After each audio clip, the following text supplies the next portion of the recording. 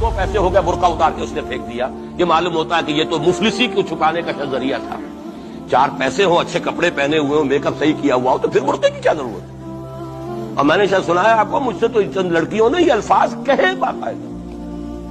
میں جب پریکٹس کرتا تھا لاہور میں کرشن نگر میں, تو ایک گھرانے کی, اور مجھے معلوم ہوا کہ ان کے والد انتہائی نیک تہجد گزار. کئی لڑکیاں تھی بہنیں, ایک ہی تقریباً عمر 200 سے 1.5 سال کی.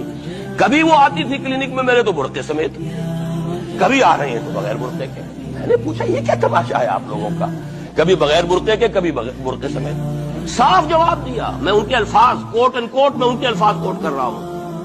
ڈاکٹر صاحب جب ہمیں کوئی میک اپ کرنے کا, کپڑے بدلنے کا موقع نہیں ملتا تو ہم برقع پہن لیتے. یہی وہ لڑکیاں ہیں جو برقعے والیوں کو بدنام کرتی ہیں. اب جو برقعہ پہنتی ہیں ظاہر بات ہے وہ تو بہت پاک اور نیک اور پاک دامن ہوتی ہیں, لیکن کچھ فیملیز میں ایسا حساب ہوتا ہے کہ ان کے مرد ان کو زبردستی برقعہ پہناتے ہیں, حالانکہ وہ اندر سے باپردہ نہیں ہوتی. ان کو مزہ آتا ہے اپنے آپ کو لوگوں کو سامنے دکھانا, اس چیز میں اس کو مزہ آتا ہے. وہ زبردستی اور مجبوری میں برقعہ پہن کر لیتی ہیں. یا پھر جیسے ڈاکٹر اسرار احمد نے بتایا کہ بنا میک اپ کو اس کو باہر نکلنے میں شرم آ رہی ہے تو اس نے اس لیے برقعہ پہن لیا. لیکن اس سے یہ ہرگز ثابت نہیں ہو جاتا کہ ساری برقعہ والیاں ایسی ہوتی ہیں. زیادہ تر 100 میں سے 90-95% برقعہ والیاں پاک دامن, نیک اور باحیا ہوتی ہیں. وہ اپنے آپ کو غیر مردوں کی نظروں سے چھپانے کے لیے برقعہ پہنتی تاکہ غیر مردوں کی نظریں ان پر نہ پڑیں, غیر مرد ان کو دیکھ کر گندی نظریں نہ ڈالیں.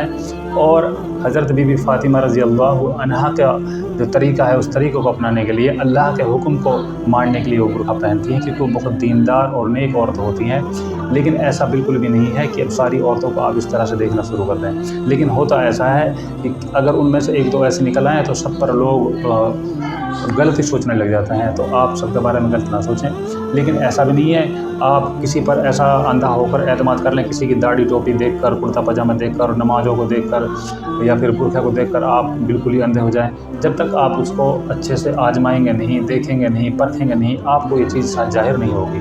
کسی بھی انسان, مرد یا عورت کو اس کے اخلاق اور اس کے بارے میں جاننے کے لیے اس کے ساتھ تھوڑا وقت بتانا ہوگا, اس کو جاننا ہوگا, نہ کہ آپ صرف ایک پل بھر میں اس کو دیکھ کر بتا دیں کہ بہت پاک دامن اور بے حیا ہے. لیکن اس سے یہ بھی ثابت نہیں ہو جاتا کہ آپ کسی دیکھ کر بدگمان ہو. پتہ نہیں وہ کون سے مقام پر ہے اللہ کے نزدیک. اپنے دین کو کھیل اور تماشا بنا رکھا ہے اور دنیا کی زندگی نے ان کو دھوکے میں ڈال رکھا ہے. ان سے کچھ کام نہ رکھو.